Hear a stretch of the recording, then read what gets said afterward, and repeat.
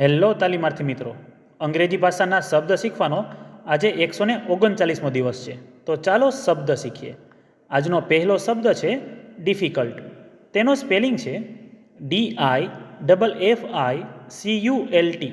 Difficult એટલે કઠિન અથવા તો મુશ્કેલ. ઉદાહરણ તરીકે, this question is very difficult. આ પ્રશ્ન ખૂબ મુશ્કેલ છે. ત્યાર પછીનો શબ્દ છે એલિમેન્ટ. તેનો સ્પેલિંગ છે ELEMENT. એલિમેન્ટ એટલે તત્વ અથવા તો ઘટક. ઉદાહરણ તરીકે, water is an important element of life. પાણી જીવનનું મહત્વપૂર્ણ તત્વ છે. ત્યાર પછીનો શબ્દ છે ઇનફ. તેનો સ્પેલિંગ છે ENOUGH. ઇનફ એટલે પૂરતું અથવા તો પ્રમાણમાં પૂરતું. ઉદાહરણ તરીકે, we have enough food for everyone.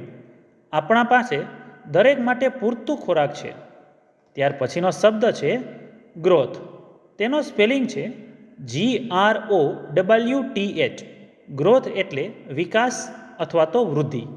ઉદાહરણ તરીકે, plants need sunlight for growth. છોડને વૃદ્ધિ માટે સૂર્યપ્રકાશ જોઈએ. ત્યાર પછીનો શબ્દ છે નેગેટિવ. તેનો સ્પેલિંગ છે NEGATIVE. નેગેટિવ એટલે નકારાત્મક. ઉદાહરણ તરીકે, try to avoid negative thoughts. નકારાત્મક વિચારો ટાળવાનો પ્રયત્ન કરો. તો મિત્રો, આજે શીખેલા 5 શબ્દો આ રીતે હતા.